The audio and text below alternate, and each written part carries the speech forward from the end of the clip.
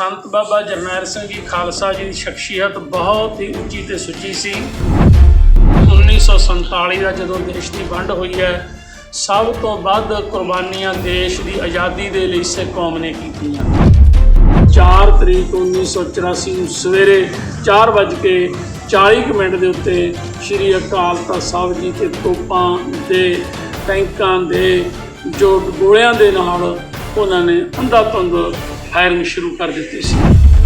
जिवें अज 5 जून है, 37 साल बीत चुके हैं। आप जी ने पहला भी जिक्र किया सी कि सानू कोई भी अज तक इंसाफ नहीं मिलिया।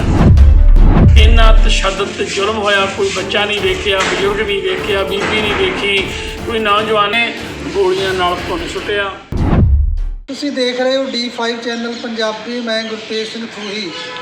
1984 घੱਲੂਘਾਰੇ ਦਾ ਸਮਾਂ ਜਦੋਂ ਸਿੱਖਾਂ ਦਾ ਕਤਲਨਾਮ ਹੋਇਆ, ਪੂਰੀ ਦੁਨੀਆ ਦੇ ਅੰਦਰ ਇਨਸਾਫ ਪਸੰਦ ਲੋਕਾਂ ਦੇ ਹਿਰਦੇ ਬਲੁੰਦਰੇ ਗਏ। ਜਦੋਂ ਸ੍ਰੀ ਅਕਾਲ ਤਖਤ ਸਾਹਿਬ 'ਤੇ ਅਟੈਕ ਹੋਇਆ, ਉਸ ਮੌਕੇ ਦੀ ਹਕੂਮਤ ਨੇ ਸਿੱਖਾਂ ਦੇ ਅਸਥਾਨ ਨੂੰ, ਸ੍ਰੀ ਹਰਿਮੰਦਰ ਸਾਹਿਬ ਨੂੰ ਟੈਂਕਾਂ ਤੇ ਤੋਪਾਂ ਨਾਲ ਢਹਿ ਢੇਰੀ ਕੀਤਾ। ਉਸ ਮੌਕੇ ਦੇ ਚਸ਼ਮਦੀਦ ਭਾਈ ਮੁਖਤਿਆਰ ਸਿੰਘ ਜੀ ਮੁਖੀ, ਉਹਨਾਂ ਨਾਲ ਤੁਹਾਡੀ ਮੁਲਾਕਾਤ ਕਰਵਾਵਾਂਗੇ, ਜਿਨ੍ਹਾਂ ਦੀ ਅੱਖਾਂ ਦੇ ਸਾਹਮਣੇ ਸੰਤ ਜਰਨੈਲ ਸਿੰਘ ਖਾਲਸਾ ਪਿੰਡਰਾਂ ਵਾਲਿਆਂ ਦੀ ਸ਼ਹਾਦਤ ਹੋਈ। ਭਾਈ ਸਾਹਿਬ, ਸਭ ਤੋਂ ਪਹਿਲਾਂ ਵਾਹਿਗੁਰੂ ਜੀ ਕਾ ਖਾਲਸਾ, ਵਾਹਿਗੁਰੂ ਜੀ ਕੀ ਫਤਿਹ ਜੀ। ਸਭ ਤੋਂ ਪਹਿਲਾਂ ਮੇਰਾ ਸਵਾਲ ਇਹ ਹੈ ਜੀ ਵੀ ਤੁਸੀਂ ਸੰਤ ਜਰਨੈਲ ਸਿੰਘ ਜੀ ਦੀ ਸੰਗਤ ਜਿਹੜੀ ਉਹ ਕਦੋਂ ਕੀਤੀ ਤੇ ਟਕਸਾਲ ਦੇ ਵਿੱਚ ਤੁਸੀਂ ਜਿਹੜੀ ਸਿੱਖਿਆ ਹਾਸਲ ਕੀਤੀ ਹੈ, ਤੁਹਾਡਾ ਜੀਵਨ ਦੀ ਉਹ ਸ਼ੁਰੂਆਤ ਹੈ ਜਿਹੜੀ, ਉਹਦੇ ਬਾਰੇ ਸਾਡੇ ਦਰਸ਼ਕਾਂ ਨੂੰ ਜ਼ਰੂਰ ਜਾਣਕਾਰੀ ਦਿਓ।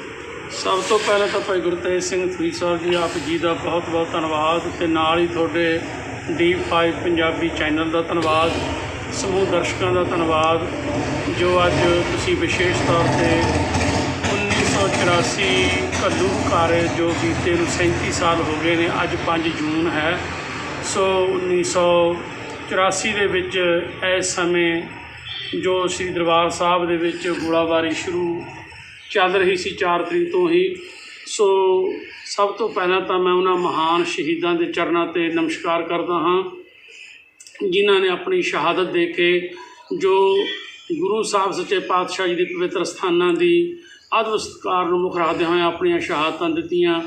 ਅਤੇ ਜੋ ਤੁਸੀਂ ਮੇਰੇ 'ਤੇ ਸਵਾਲ ਕੀਤਾ ਦਮਦਮੀ ਟਕਸਾਲ ਵਿੱਚ ਜਾਣ ਦਾ, ਸੋ ਮੇਰੀ ਸੰਗਤ ਕਿਸ ਤਰ੍ਹਾਂ ਹੋਈ, ਮੈਂ ਥੋੜ੍ਹੇ ਸ਼ਬਦਾਂ ਵਿੱਚ ਹੀ ਬੇਨਤੀ ਕਰੂੰਗਾ। ਦਾਸ ਦਾ ਪਿੰਡ ਟੋਡਰਵਾਲ ਹੈ, ਜੋ ਨਾਭੇ ਦੇ ਨਜ਼ਦੀਕ ਹੈ, ਅਤੇ ਤਕਰੀਬਨ ਮੈਂ 9 ਸਾਲ ਦੀ ਉਮਰ ਵਿੱਚ ਘਰੋਂ ਵਿੱਦਿਆ ਸਿੱਖਣ ਵਾਸਤੇ ਆਪਣੇ ਉਸਤਾਦ ਰਾਗੀ ਜਸਵੰਤ ਸਿੰਘ ਜੀ ਕੁਲਾਰ, ਜੋ ਉਸ ਵੇਲੇ 1970 ਦੇ ਵਿੱਚ ਉਹ ਮੁੱਲਾਂਪੁਰ ਦਾਖੇ ਸੀਗੇ, ਗੁਰਦੁਆਰਾ ਸਿੰਘ ਸਭਾ, ਅਤੇ ਉੱਥੇ ਹੀ ਸੰਤ ਬਾਬਾ ਕਰਤਾਰ ਸਿੰਘ ਜੀ ਖਾਲਸਾ, ਜੋ ਦਮਦਮੀ ਟਕਸਾਲ ਦੇ 13ਵੇਂ ਮੁਖੀ ਸਨ, ਉਹਨਾਂ ਦਾ ਅਕਸਰ ਜੋ ਪ੍ਰਚਾਰ ਹਿੱਤ ਉੱਥੇ ਆਉਣਾ ਅਤੇ ਉਸਤਾਦ ਜੀ ਰਾਗੀ ਜਸਵੰਤ ਸਿੰਘ ਜੀ ਦੇ ਨਾਲ ਮਿਲਾਪ ਹੋਣਾ।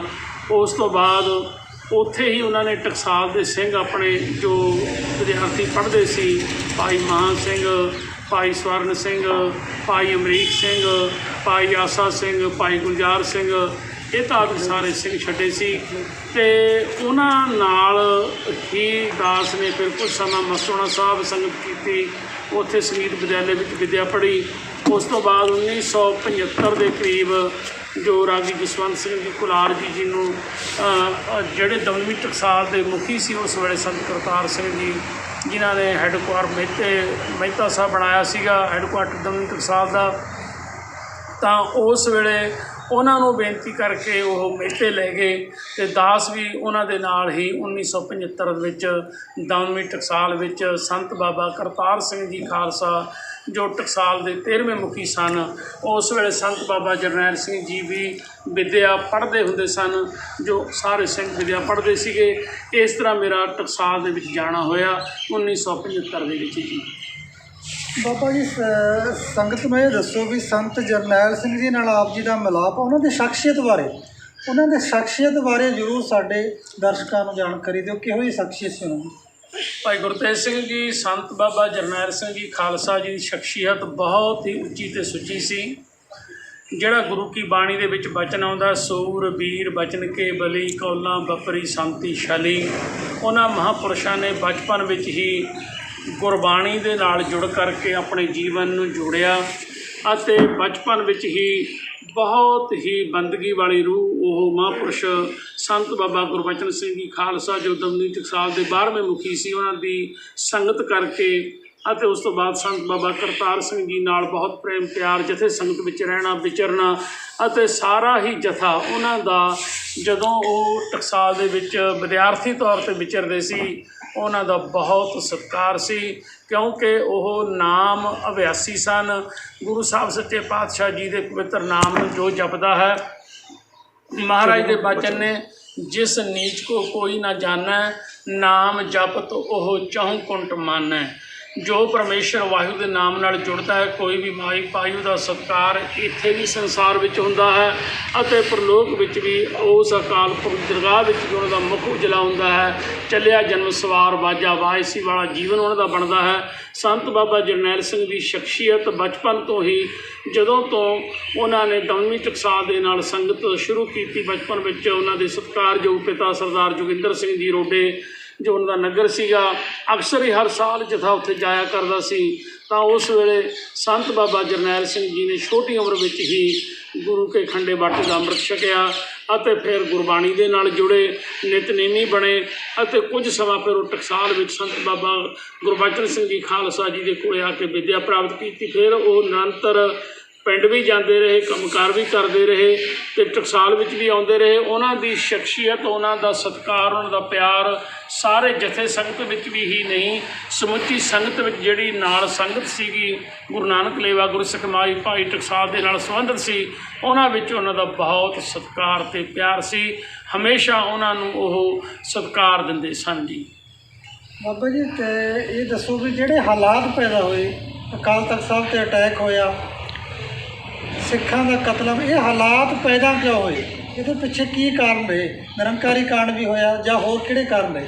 ਦੇਖੋ ਭਾਈ ਗੁਰਤੇਜ ਸਿੰਘ ਜੀ, ਮੈਂ ਬੇਨਤੀ ਕਰਾਂ, ਇਹ ਇਤਿਹਾਸ ਬੜਾ ਲੰਮਾ, ਆਪਾਂ ਸ਼ਾਰਟ ਸ਼ਬਦ ਸਾਰੇ ਕਰ ਰਹੇ ਹਾਂ। 1947 ਦਾ ਜਦੋਂ ਦੇਸ਼ ਦੀ ਵੰਡ ਹੋਈ ਹੈ, ਸਭ ਤੋਂ ਵੱਧ ਕੁਰਬਾਨੀਆਂ ਦੇਸ਼ ਦੀ ਆਜ਼ਾਦੀ ਦੇ ਲਈ ਸਿੱਖ ਕੌਮ ਨੇ ਕੀਤੀਆਂ ਅਤੇ ਉਸ ਵੇਲੇ ਜਿਹੜੇ ਲੀਡਰ ਸੀ, ਜਿਵੇਂ ਮਹਾਤਮਾ ਗਾਂਧੀ ਸੀਗਾ, ਜਵਾਹਰ ਲਾਲ ਨਹਿਰੂ ਸੀ, ਭਾਈ ਪਟੇਲ ਸੀ, ਸਰਦਾਰ ਪਟੇਲ ਜਾਂ ਹੋਰ ਵੀ ਜਿਹੜੇ ਉਹਨਾਂ ਦੇ ਨਾਲ ਸੰਬੰਧਿਤ ਲੀਡਰ ਸੀ, ਉਹਨਾਂ ਨੇ ਵਾਅਦੇ ਕੀਤੇ ਸੀ ਕਿ ਸਿੱਖ ਜਿਹੜਾ ਧਰਮ ਹੈ, ਜੋ ਸਿੱਖ ਕੌਮ ਹੈ, ਜਿਨ੍ਹਾਂ ਨੇ ਇੰਨੀਆਂ ਕੁਰਬਾਨੀਆਂ ਕੀਤੀਆਂ ਨੇ, ਇਹਨਾਂ ਨੂੰ ਆਜ਼ਾਦੀ ਦਾ ਨਿੱਘ ਮਿਲੇਗਾ, ਇਹਨਾਂ ਦੇ ਹਰ ਚੀਜ਼ ਦਾ ਖਿਆਲ ਰੱਖਿਆ ਜਾਵੇਗਾ, ਕਾਇਦੇ ਕਾਨੂੰਨ ਇਹਨਾਂ ਦੀ ਮਰਜ਼ੀ ਨਾਲ ਬਣਾਏ ਜਾਣਗੇ, ਕਿਉਂਕਿ ਉਸ ਵੇਲੇ ਅੰਗਰੇਜ਼ ਸਿੱਖਾਂ ਨੂੰ ਇੱਕ ਵੱਖਰੀ ਸਟੇਟ ਦਿੰਦਾ ਸੀਗਾ ਅਤੇ ਜਿਨ੍ਹਾਂ ਨੇ ਵੀ ਕਿਹਾ ਸੀਗਾ ਕਿ ਸਿੱਖੋ ਤੁਸੀਂ ਸਾਡੇ ਨਾਲ ਰਲ ਜਾਓ।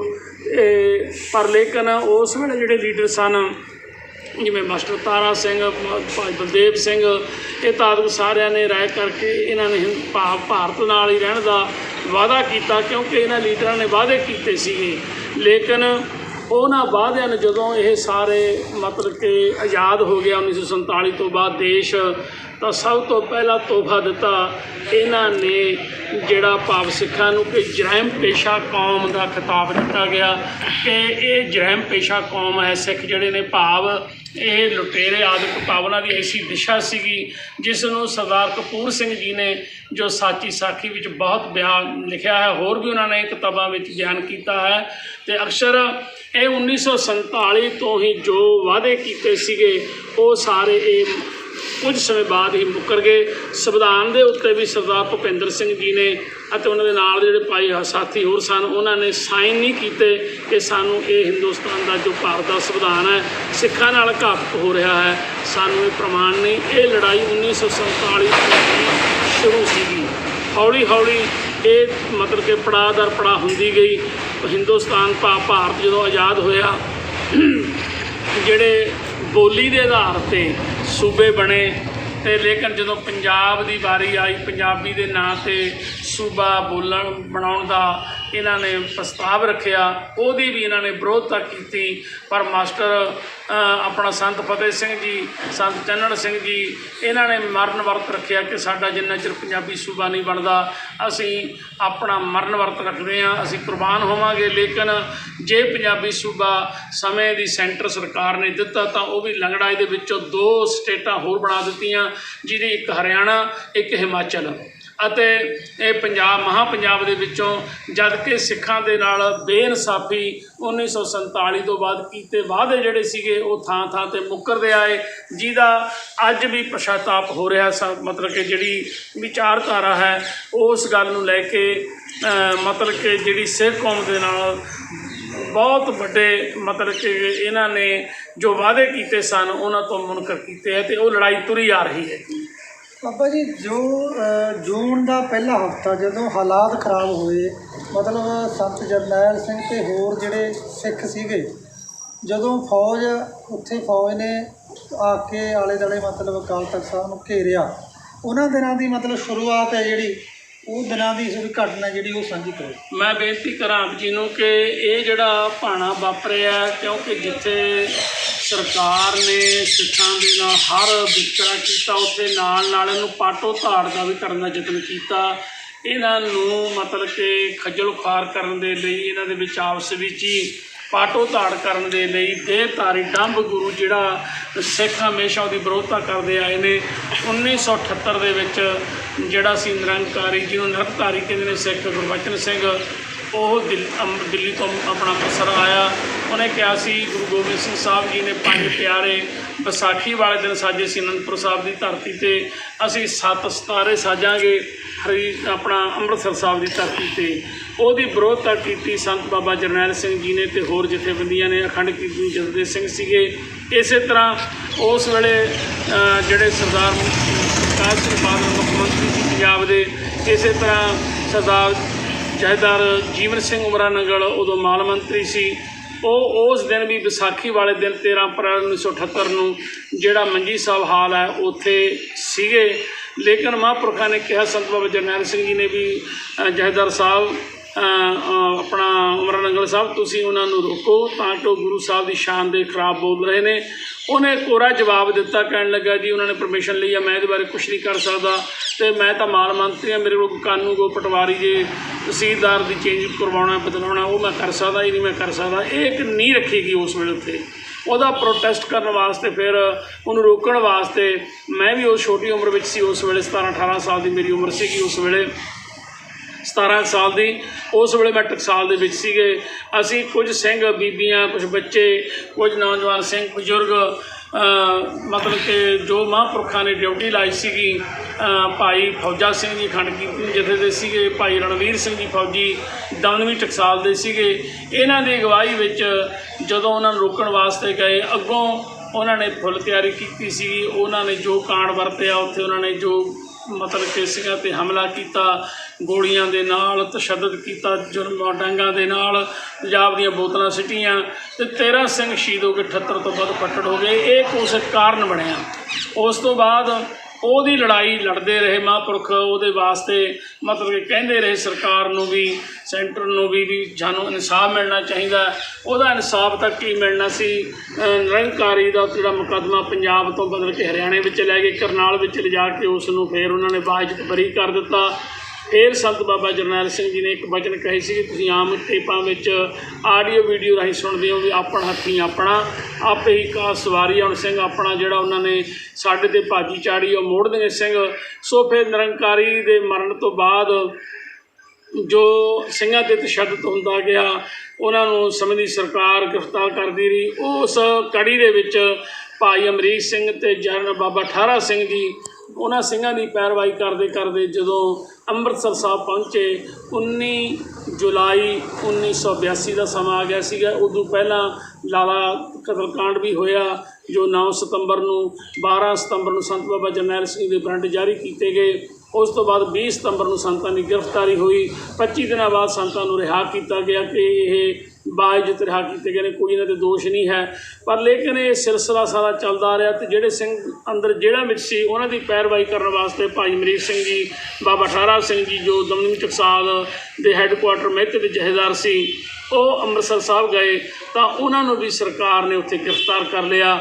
ਉਸ ਗ੍ਰਿਫਤਾਰੀ ਦੇ ਸੰਬੰਧ ਵਿੱਚ ਸੰਤ ਬਾਬਾ ਜਰਨੈਲ ਸਿੰਘ ਜੀ ਭਾਵੇਂ ਸਰੀਰਕ ਤੌਰ 'ਤੇ ਉਦੋਂ ਢਿੱਲੇ ਸੀਗੇ, ਬੁਖਾਰ ਸੀਗਾ, ਪਰ ਲੇਕਿਨ ਉਹਨਾਂ ਨੇ ਇਸ ਚੀਜ਼ ਦੀ ਲਾਪਰਵਾਹ ਕਰਦਿਆਂ ਹੋਇਆਂ ਅੰਮ੍ਰਿਤਸਰ ਸਾਹਿਬ ਗਏ। ਸ਼੍ਰੀ ਅਕਾਲ ਤਖ਼ਤ ਸਾਹਿਬ 'ਤੇ ਜਾ ਕੇ ਉਹਨਾਂ ਨੇ ਅਰਦਾਸ ਬੇਨਤੀ ਕਰਕੇ ਜੋ ਇਹਨਾਂ ਸਿੰਘਾਂ ਦੀ ਰਿਹਾਈ ਵਾਸਤੇ 51 ਸਿੰਘਾਂ ਦਾ ਮੋਰਚਾ ਸ਼ੁਰੂ ਕਰ ਦਿੱਤਾ, ਜੋ 19 ਜੁਲਾਈ 1982 ਨੂੰ ਸਿੰਘਾਂ ਦੀ ਰਿਹਾਈ ਵਾਸਤੇ ਇਹ ਇੱਕ ਕਾਰਨ ਬਣਿਆ ਸੀਗਾ। ਉਸ ਤੋਂ ਬਾਅਦ 2 ਮੋਰਚੇ ਹੋਰ ਚੱਲ ਰਹੇ ਸੀਗੇ।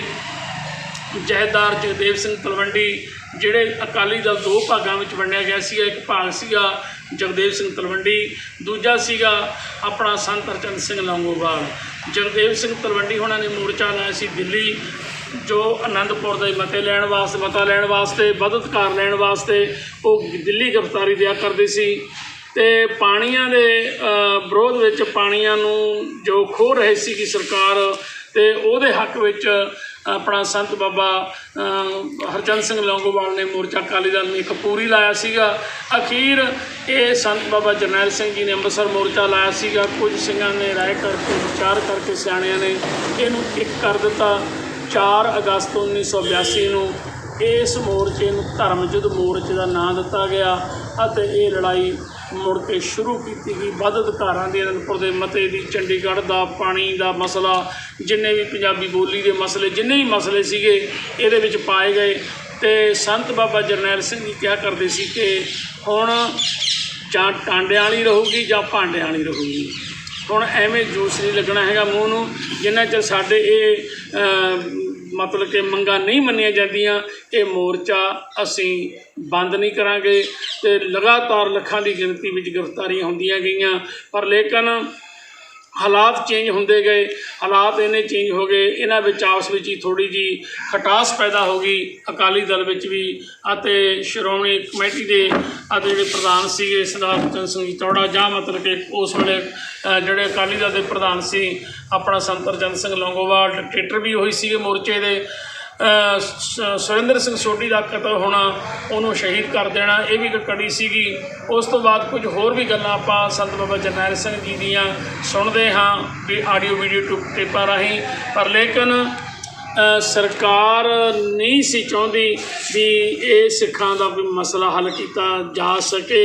ਇਸ ਕੜੀ ਦੇ ਵਿੱਚ ਇਹਨਾਂ ਸਿੱਖਾਂ ਨੂੰ ਨਸਲਕੁਸ਼ੀ ਕਰਨ ਵਾਸਤੇ ਉਹ ਸਰਕਾਰ ਨੇ ਜੋ ਸਮੇਂ ਦੀ ਪ੍ਰਧਾਨ ਮੰਤਰੀ ਇੰਦਰਾ ਗਾਂਧੀ ਸਰਕਾਰ ਨੇ ਜੋ ਆਪਦਾ ਨੁਮਾਇੰਦਿਆਂ ਦੇ ਮੁਤਾਬਕ ਮਿਲ ਕੇ ਇਹਨਾਂ ਨੂੰ ਨਸਲਕੁਸ਼ੀ ਕਰਕੇ ਖ਼ਤਮ ਕਰਨ ਵਾਸਤੇ ਇੱਕ ਜੋ ਬਣਾਇਆ ਗਿਆ ਮਨਸੂਬਾ, ਉਹਦੇ ਵਿੱਚ ਫਿਰ ਇਹਨਾਂ ਨੇ ਪਹਿਲਾਂ ਤਾਂ CRP ਅਤੇ BSF ਉੱਥੇ ਤਾਇਨਾਤ ਕੀਤੀ ਗਈ। ਆਲੇ ਦੁਆਲੇ ਨੇੜੇ ਸਾਰੀਆਂ ਇਹ ਜਿਹੜੀਆਂ ਪੁਲਿਸ ਦੀਆਂ ਟੋਲੀਆਂ ਸੀ ਦਰਬਾਰ ਸਾਹਿਬ ਦੇ ਆਲੇ ਦੁਆਲੇ ਸੀਗੀਆਂ। ਅਤੇ ਉਸ ਤੋਂ ਬਾਅਦ ਜਦੋਂ ਇਹਨਾਂ ਨੇ ਫਿਰ ਟਰਾਇਲ ਕੀਤਾ, ਪਹਿਲਾਂ ਵੀ ਇੱਕ ਵਾਰੀ ਗੋਲੀ ਚੱਲੀ ਸੀ 15 ਫਰਵਰੀ ਨੂੰ, ਅਤੇ ਉਸ ਤੋਂ ਬਾਅਦ 1 ਜੂਨ 1984 ਨੂੰ ਜੋ ਇਸ BSF ਅਤੇ CRP ਨੇ ਮਤਲਬ ਕਿ 12:30 ਵਜੇ ਗੋਲੀ ਸ਼ੁਰੂ ਕੀਤੀ ਸ਼੍ਰੀ ਦਰਬਾਰ ਸਾਹਿਬ ਦੇ ਕੰਪਲੈਕਸ ਦੇ ਉੱਤੇ, ਅਤੇ ਸ਼੍ਰੀ ਦਰਬਾਰ ਸਾਹਿਬ ਨੂੰ ਵੀ ਗੋਲੀਆਂ ਵੱਜੀਆਂ, ਅਕਾਲ ਤਖ਼ਤ ਸਾਹਿਬ ਨੂੰ ਵੀ, ਅਤੇ ਉਹਦੇ ਵਿੱਚ ਤਕਰੀਬਨ 11 ਤੋਂ ਵੱਧ ਸਿੰਘ ਸ਼ਹੀਦ ਹੋਏ ਅਤੇ ਬਹੁਤ 25 ਤੋਂ ਵੱਧ ਫੱਟੜ ਹੋਏ। ਉਹਨਾਂ ਵਿੱਚ ਹੀ ਭਾਈ ਆਪਣਾ ਦਮਦਮੀ ਟਕਸਾਲ ਦੇ ਵਿਦਿਆਰਥੀ ਸੀ ਭਾਈ ਰਾਮ ਸਿੰਘ ਜੀ UP ਤੋਂ, ਉਹ ਸ਼ਹੀਦ ਹੋਏ।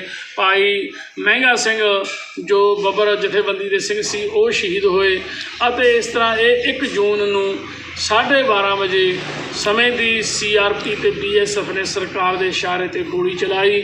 ਪਰ ਲੇਕਿਨ ਸੰਤ ਬਾਬਾ ਜਰਨੈਲ ਸਿੰਘ ਜੀ ਦਾ ਸਾਰੇ ਸਿੰਘਾਂ ਨੂੰ ਇਹ ਹੁਕਮ ਸੀ ਕਿ ਜਿੰਨਾ ਚਿਰ ਕੋਈ ਵੀ ਪੁਲਿਸ ਵਾਲਾ ਦਰਬਾਰ ਸਾਹਿਬ ਦੀਆਂ ਪ੍ਰਕਰਮਾਂ ਵਿੱਚ ਨਹੀਂ ਆਉਂਦਾ, ਤੁਸੀਂ ਕਿਸੇ ਨੇ ਕੋਈ ਫਾਇਰ ਨਹੀਂ ਕਰਨਾ, ਅਤੇ ਜਦੋਂ ਉਹ ਪ੍ਰਕਰਮਾਂ ਦੇ ਵਿੱਚ ਦਾਖਲ ਹੋਣ ਫਿਰ ਸਾਰਿਆਂ ਨੂੰ ਲੋਹੇ ਦੇ ਚਣੇ ਚਬਾਉਣਾ ਇਹ ਸਿੰਘਾਂ ਦਾ ਧਰਮ ਹੈ। ਜੋ ਚੜ੍ਹ ਕੇ ਆਉਂਦਾ ਉਹਨੂੰ ਭਾਜੀ ਮੋੜਨਾ ਸਾਡਾ ਫਰਜ਼ ਹੈ।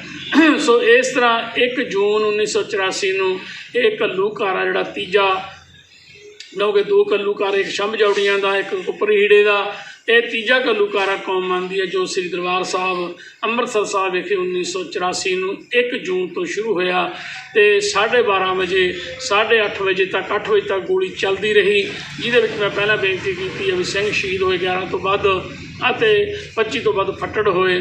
ਸੋ ਉਸ ਤੋਂ ਬਾਅਦ 2 ਤਰੀਕ ਆਈ। 2 ਤਰੀਕ ਨੂੰ ਜੋ ਸਿੰਘਾਂ ਦੇ ਸੰਸਕਾਰ ਕੀਤੇ ਗਏ ਅਤੇ ਸਮੇਂ ਦੀਆਂ ਸਰਕਾਰਾਂ, ਮਤਲਬ ਕਿ ਜਿਹੜੇ ਸੀਗੇ ਅਕਾਲੀ ਦਲ ਦੇ ਪ੍ਰਧਾਨ, ਸ਼੍ਰੀ ਅਕਾਲ ਤਖ਼ਤ ਸਾਹਿਬ ਦੇ ਜਥੇਦਾਰ, ਦਰਬਾਰ ਸਾਹਿਬ ਦੇ ਹੈੱਡ ਗ੍ਰੰਥੀ ਪ੍ਰਧਾਨ, ਸ਼੍ਰੋਮਣੀ ਕਮੇਟੀ, ਆਲ ਇੰਡੀਆ ਸਿੱਖ ਫੈਡਰੇਸ਼ਨ ਦੇ ਜਿੰਨੇ ਵੀ ਕਾਰਕੁਨ ਸੀ, ਉਹਨਾਂ ਵੱਲੋਂ ਸਾਰੇ ਬਿਆਨ ਆ ਰਹੇ ਸੀਗੇ। ਅਤੇ 3 ਨੂੰ ਗੁਰੂ ਸਾਹਿਬ ਸੱਚੇ ਪਾਤਸ਼ਾਹ ਜੀ ਦਾ ਸ਼ਹੀਦੀ ਜੋੜ ਮੇਲਾ ਸੀਗਾ, ਗੁਰੂ ਅਰਜਨ ਸਾਹਿਬ ਜੀ ਦਾ, ਤਾਂ ਸੰਗਤ ਨੂੰ ਆਉਣ ਦਿੱਤਾ ਗਿਆ।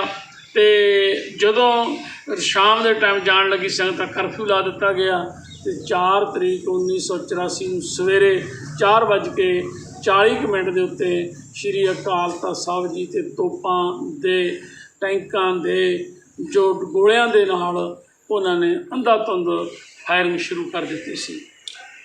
ਉਹ ਅਗਲੀ 5 ਤੇ 6 ਤੇ ਬਾਬਾ ਸੰਤ ਜਰਨੈਲ ਸਿੰਘ ਭਿੰਡਰਾਂਵਾਲੇ ਦੀ ਸ਼ਹੀਦੀ, ਉਹਦੇ ਬਾਰੇ ਵੀ ਜਿਹੜੀ ਹੈ ਸੰਗਤ ਨੂੰ ਜਾਣਕਾਰੀ ਦਿਓ। ਉਹਦੇ ਬਾਰੇ ਬੇਨਤੀ ਇਸ ਤਰ੍ਹਾਂ ਵੀ ਜਿਵੇਂ ਅੱਜ 5 ਜੂਨ ਹੈ, 37 ਸਾਲ ਬੀਤ ਚੁੱਕੇ ਨੇ। ਆਪ ਜੀ ਨੇ ਪਹਿਲਾਂ ਵੀ ਜ਼ਿਕਰ ਕੀਤਾ ਸੀ ਵੀ ਸਾਨੂੰ ਕੋਈ ਵੀ ਅੱਜ ਤੱਕ ਇਨਸਾਫ ਨਹੀਂ ਮਿਲਿਆ। ਸਿੱਖ ਕੌਮ ਨੂੰ 37 ਸਾਲ ਹੋ ਗਏ, ਨਾ ਸਰਕਾਰਾਂ ਵੱਲੋਂ, ਕਈ ਸਰਕਾਰਾਂ ਬਦਲ ਚੁੱਕੀਆਂ ਨੇ, ਨਾ ਲੋਕਤੰਤਰ ਵੱਲੋਂ, ਕਿਉਂਕਿ ਜੋ ਇਹ ਜ਼ੁਲਮ ਕੀਤਾ ਗਿਆ, ਜੋ ਉੱਥੇ ਇੰਨਾ ਤਸ਼ੱਦਦ ਤੇ ਜ਼ੁਲਮ ਹੋਇਆ, ਕੋਈ ਬੱਚਾ ਨਹੀਂ ਵੇਖਿਆ, ਬਜ਼ੁਰਗ ਨਹੀਂ ਵੇਖਿਆ, ਬੀਬੀ ਨਹੀਂ ਵੇਖੀ, ਕੋਈ ਨੌਜਵਾਨ ਨਹੀਂ ਵੇਖਿਆ। ਜਿਹੜਾ ਕੋਈ ਅੱਗੇ ਆਇਆ, ਸਮੇਂ ਦੀ ਸਰਕਾਰ ਦੀ ਫੌਜ ਨੇ ਗੋਲੀਆਂ ਨਾਲ ਭੁੰਨ ਸੁੱਟਿਆ। ਅਤੇ 5 ਤਰੀਕ ਦੀ ਜੋ 4 ਤਰੀਕ ਨੂੰ ਇਹ ਅਟੈਕ ਸ਼ੁਰੂ ਹੋਇਆ, 4 ਜੂਨ 1984 ਨੂੰ ਸਾਰਾ ਦਿਨ ਗੋਲੀਬਾਰੀ ਹੁੰਦੀ ਰਹੀ, ਸਾਰੀ ਰਾਤ ਹੁੰਦੀ ਰਹੀ, 5 ਨੂੰ ਸਾਰਾ ਦਿਨ ਹੁੰਦੀ ਰਹੀ। ਸ਼ਾਮ ਦੇ ਟਾਈਮ ਜੋ ਤਕਰੀਬਨ 7-7:30 ਵਜੇ ਦੇ ਕਰੀਬ ਜਿਹੜੀ ਮਿਲਟਰੀ ਸੀ, ਉਹਨੇ ਫਿਰ ਅੰਦਰ ਆਉਣਾ ਸ਼ੁਰੂ ਕਰ ਦਿੱਤਾ ਟੈਂਕਾਂ ਦੇ ਨਾਲ। ਪਹਿਲਾਂ ਗੁਰੂ ਰਾਮਦਾਸ ਸਰਾਂ ਵਾਲੇ ਪਾਸੇ ਆਏ, ਪਹਿਲਾਂ ਪਾਣੀ ਦੀ ਟੈਂਕੀ ਵੀ ਭੰਨੀ ਉਹਨਾਂ ਨੇ। ਸੋ ਇਸ ਤਰ੍ਹਾਂ ਬਹੁਤ ਕਸ਼ਮਾਨ ਦਾ ਯੁੱਧ ਜਿਹੜਾ ਸੀਗਾ ਸ੍ਰੀ ਦਰਬਾਰ ਸਾਹਿਬ ਦੇ ਵਿੱਚ ਹੋਣਾ ਸ਼ੁਰੂ ਹੋ ਗਿਆ। 5 ਜੂਨ ਨੂੰ ਜਿਹੜਾ 5 ਜੂਨ ਨੂੰ ਸ਼ਾਮ ਨੂੰ, ਅਤੇ ਤਕਰੀਬਨ ਕੋਈ ਫਿਰ 9 ਵਜੇ ਦੇ ਕਰੀਬ ਜਿਹੜੀ ਪੈਰਾਮਿਲਟਰੀ ਸੀਗੀ ਉਹ ਆਈ। ਉਹਨਾਂ ਨੇ ਜਿਹੜੇ ਕਮਾਂਡੋ ਆਏ, ਉਹਨਾਂ ਦਾ ਸਾਰਿਆਂ ਦਾ ਜਵਾਬ ਸਿੰਘਾਂ ਨੇ ਬੜੀ ਚੜ੍ਹਦੀ ਕਲਾ ਵਿੱਚ ਦਿੱਤਾ। ਉਹਨਾਂ ਨੇ ਜਵਾਬ ਦਿੱਤਾ ਸਾਰਾ।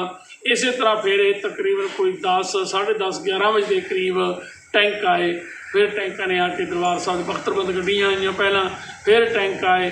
ਉਹਨਾਂ ਨੇ ਬਹੁਤ ਜਿੱਥੇ ਵੀ ਦੇਖਦੇ ਸੀ ਉਹ ਅੰਧਾਧੁੰਦ ਫਾਇਰਿੰਗ ਹੋ ਰਹੀ ਸੀਗੀ। ਬਹੁਤ ਹੀ ਕਸ਼ਮਾਨ ਦਾ ਯੁੱਧ ਜਿਹੜਾ ਸੀ 5 ਤੇ 6 ਦੀ ਰਾਤ ਨੂੰ ਹੋ ਨਿਬੜਿਆ ਜੀ।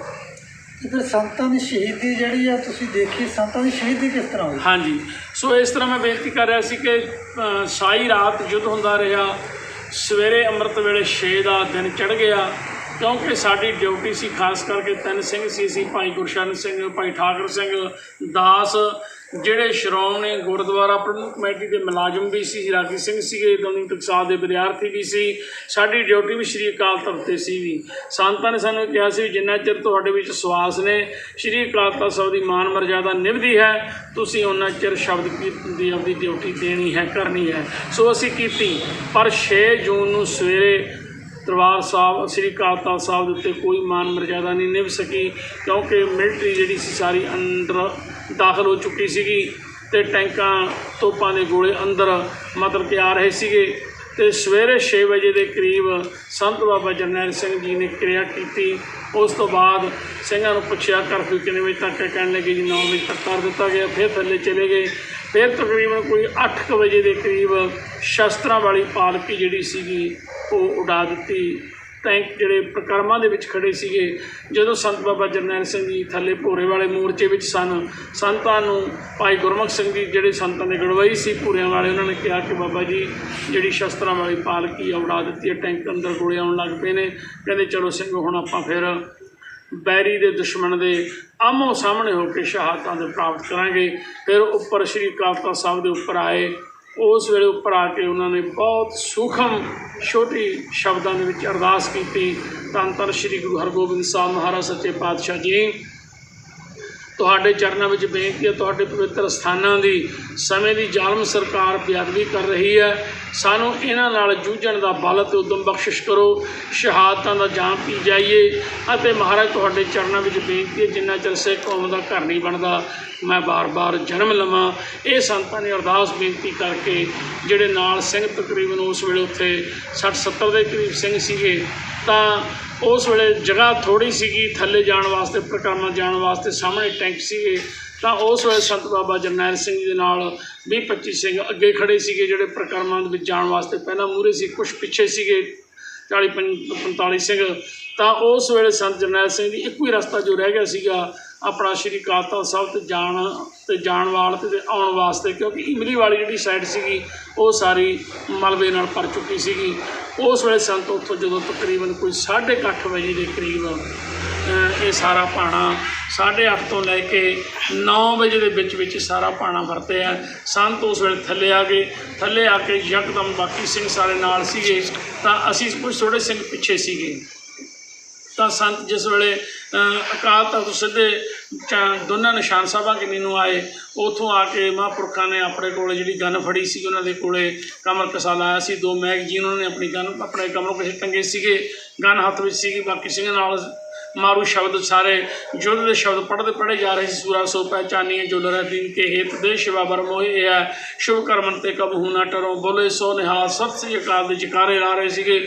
ਆਕਾਸ਼ ਗੂੰਜ ਉੱਠਿਆ ਸੀ ਉਸ ਵੇਲੇ, ਮਤਲਬ ਕਿ ਇੰਨੀ ਜ਼ੋਰ ਦੀ ਸਿੰਘਾਂ ਨੇ ਮਤਲਬ ਕਿ ਉੱਚੀ ਜਕਾਰੇ ਲਾਏ, ਸ਼ਬਦ ਪੜ੍ਹੇ। ਅਤੇ ਉਸ ਵੇਲੇ ਸ਼੍ਰੀ ਪ੍ਰਕਰਮਾਂ ਦੇ ਵਿੱਚ ਬਹੁਤ ਹੀ ਕਿਸਮਾਨ ਦਾ ਯੁੱਧ, ਟੈਂਕ ਬਿਲਕੁਲ ਸਾਹਮਣੇ ਖੜ੍ਹਾ ਸੀ ਲਾਚੀ ਬੇਰੀ ਵਾਲੀ ਸਾਈਡ 'ਤੇ, ਉਹ ਉੱਪਰ ਫਾਇਰਿੰਗ ਕਰ ਰਿਹਾ ਸੀਗਾ। ਸੰਤ ਬਾਬਾ ਜਰਨੈਲ ਸਿੰਘ ਜੀ ਦੋਨੇ ਨਿਸ਼ਾਨ ਸਾਹਿਬਾਂ ਦੇ ਕੋਲੇ ਹੋ ਕੇ ਜਿਸ ਵੇਲੇ ਦਰਬਾਰ ਸਾਹਿਬ ਵਾਲੇ ਪਾਸੇ ਨੂੰ ਜਾਣ ਲੱਗੇ, ਤਾਂ ਉਸ ਵੇਲੇ ਸੰਤਾਂ ਨੂੰ ਜਿਹੜਾ ਸੀਗਾ ਬਰਸਟ ਮਾਰਿਆ ਗਿਆ। ਅਸੀਂ ਜਿਹੜੇ ਕੁਝ ਸਿੰਘ, ਭਾਈ ਗੁਰਮੁਖ ਸਿੰਘ ਮੇਰੇ ਨਾਲ ਭੂਰਿਆਂ ਤੋਂ ਸੀ, ਸੰਤਾਂ ਦੇ ਡਰਾਈਵਰ, ਕੁਝ ਹੋਰ ਸਿੰਘ ਸੀਗੇ, ਅਸੀਂ ਪੌੜੀਆਂ ਦੇ ਵਿੱਚ ਸੀ। ਪੌੜੀਆਂ ਦੇ ਵਿੱਚ ਜਦੋਂ ਟੈਂਕ ਦਾ ਗੋਲਾ ਲੱਗਣ ਦੇ ਨਾਲ ਮਲਬਾ ਥੱਲੇ ਡਿੱਗ ਪਿਆ ਸੀ, ਉਹ ਮਲਬੇ ਦੇ ਨਾਲ ਥੱਲੇ ਲੰਮੇ ਪੈ ਗਏ। ਅਤੇ ਉਹ ਵੇਖਿਆ ਥੋੜ੍ਹਾ ਜਿਹਾ ਮਤਲਬ ਸਕਿੰਟਾਂ ਦੀ ਖੇਡ ਸੀਗੀ, ਕਿਉਂਕਿ ਜਦੋਂ ਧੂੰਆਂ ਹੋਇਆ ਮਾੜਾ ਮੋਟਾ ਫਿਰ ਥੋੜ੍ਹਾ ਜਿਹਾ ਹਟਿਆ। ਜਿਸ ਵੇਲੇ ਸੰਤ ਦਰਬਾਰ ਸਾਹਿਬ ਵਾਲੇ ਪਾਸੇ ਨੂੰ ਜਾਣ ਲੱਗੇ ਨੇ ਨਿਸ਼ਾਨ ਸਾਹਿਬਾਂ ਤੋਂ ਅੱਗੇ, ਤਾਂ ਉੱਥੇ ਉਹਨਾਂ ਨੂੰ ਬਰਸਟ ਵੱਜ ਗਿਆ। ਸਿੰਘਾਂ ਨੇ ਜਕਾਰੇ ਛੱਡੇ ਅਤੇ ਉਦੋਂ ਜਿਹੜੇ ਸਿਆਣੇ ਸਿੰਘ ਸਾਡੇ ਨਾਲ ਭਾਈ ਲਾਭ ਸਿੰਘ ਜਿਹੜੇ ਸੀਗੇ, ਭਾਈ ਅਨੋਖ ਸਿੰਘ ਸੀਗੇ, ਭਾਈ ਬਲਵਿੰਦਰ ਸਿੰਘ ਸੀਗੇ, ਸੋ ਭਾਈ ਗੁਰਮੀਤ ਸਿੰਘ ਭਾਈ, ਇਸੇ ਤਰ੍ਹਾਂ ਹੋਰ ਸਿੰਘ ਸੀਗੇ 40-45 ਸਿੰਘ ਸੀ। ਉਹਨਾਂ ਸਾਰਾ ਸਿੰਘ ਨੇ ਰਾਇ ਕੀਤੀ ਵੀ ਹੁਣ ਆਪਾਂ ਮਹਾਂਪੁਰਖਾਂ ਦਾ ਤਾਂ ਸ਼ਹਾਦਤ ਦਾ ਜਾਮ ਪੀ ਗਏ, ਬਿਲਕੁਲ ਅੱਗੇ ਕੋਈ ਆਪਾਂ ਰਸਤਾ ਸਾਰੇ ਬੰਦ ਨੇ, ਅੱਗੇ ਨਹੀਂ ਜਾ ਸਕਦੇ। ਫਿਰ ਸਾਈਡ ਤੋਂ ਅਸੀਂ ਜਦੋਂ ਮਤਲਬ ਕਿ 35-40 ਸਿੰਘ ਸੀ ਨਿਕਲੇ, ਤਾਂ ਫਿਰ ਸਾਨੂੰ ਅਰੈਸਟ ਕੀਤਾ ਗਿਆ। ਉਹ ਸਾਰਾ ਭਾਣਾ ਜਿਹੜਾ ਸੀਗਾ ਸ਼੍ਰੀ ਅਕਾਲ ਤਖ਼ਤ ਸਾਹਿਬ ਦੇ ਉੱਤੇ ਕੱਲ੍ਹ ਦੇ ਦਿਨ ਜੋ 6 ਜੂਨ ਵਾਲੇ ਦਿਨ ਸਵੇਰੇ 8:30 ਤੋਂ ਲੈ ਕੇ 9 ਵਜੇ ਤੱਕ ਮਹਾਂਪੁਰਖਾਂ ਦੀ ਸ਼ਹਾਦਤ ਹੋਈ। ਅਤੇ ਬਹੁਤ ਜੋ ਕਸ਼ਮਾਨ ਦਾ ਯੁੱਧ ਸੀਗਾ ਉਹ 5 ਤੇ 6 ਦੀ ਰਾਤ ਨੂੰ ਹੋ ਨਿਬੜਿਆ। ਉਸ ਤੋਂ ਬਾਅਦ ਦਾ ਘਟਨਾਕ੍ਰਮ, ਉਸ ਤੋਂ ਬਾਅਦ ਫਿਰ ਕੀ ਹੋਇਆ? ਉਸ ਤੋਂ ਬਾਅਦ ਸਾਨੂੰ ਤਾਂ ਜੀ ਉਹਨਾਂ ਨੇ ਮਤਲਬ ਕਿ ਅਰੈਸਟ ਕਰ ਲਿਆ, ਮਤਲਬ ਕਿ ਫੌਜ ਨੇ ਅਰੈਸਟ ਕਰਕੇ ਸੀ 35-40 ਸਿੰਘ ਸੀਗੇ, ਸਾਨੂੰ ਉਹਨਾਂ ਨੇ ਕੋਤਵਾਲੀ ਲੈ ਗਏ। ਕੋਤਵਾਲੀ ਦੇ ਵਿੱਚ ਪੁੱਛਗਿੱਛ ਉਹਨਾਂ ਨੇ ਜਿਹੜੀ ਸੀਗੀ ਕਰਨ ਵਾਸਤੇ ਸਾਨੂੰ ਗੁਰੂ ਕੈਂਪਾਂ ਵਿੱਚ ਲੈ ਗਏ। ਕੈਂਪਾਂ 'ਚ ਲਿਜਾ ਕੇ ਤਕਰੀਬਨ ਕੋਈ ਇੱਕ ਛੋਟਾ ਜਿਹਾ ਕਮਰਾ ਸੀਗਾ ਜਿੱਥੇ ਸਾਨੂੰ ਤਕਰੀਬਨ 250 ਤੋਂ ਲੈ ਕੇ 300 ਦੇ ਕਰੀਬ ਸਿੰਘ ਸੀਗੇ। ਉਹਦੇ ਵਿੱਚ ਜਿਵੇਂ ਆਪਾਂ ਤੂੜੀ ਪਾ ਦਿੰਦੇ ਐਂ ਸਾਨੂੰ ਉਹਦੇ ਵਿੱਚ ਬੰਦ ਕਰ ਦਿੱਤਾ। ਬਹੁਤ ਗਰਮੀ ਸੀਗੀ ਅਤੇ ਬਹੁਤ ਜ਼ੁਲਮ ਵੀ ਬਹੁਤ ਕੀਤਾ। ਉੱਥੇ ਕਾਫੀ ਸਿੰਘ ਵੀ ਸ਼ਹੀਦ ਕੀਤੇ, ਵੱਖੋ ਵੱਖਰੇ ਕੈਂਪਾਂ ਦੇ ਵਿੱਚ ਰੱਖੇ ਗਏ ਸੀਗੇ। ਤਾਂ ਜਿਸ ਵੇਲੇ ਸਾਡੀ ਸਕਰੀਨਿੰਗ ਕੀਤੀ ਗਈ, ਮਤਲਬ ਕਿ ਇੱਕ ਸ਼ੀਸ਼ੇ ਵਾਲੀ ਬਾਰੀ ਵਿੱਚ ਕੋਈ ਮਤਲਬ ਕਿ ਬੰਦੇ ਵਿੱਚ ਬੈਠੇ ਸੀ, ਉਹਨਾਂ ਦੀਆਂ ਅੱਖਾਂ ਦੇਖਦੀਆਂ ਸੀਗਾ।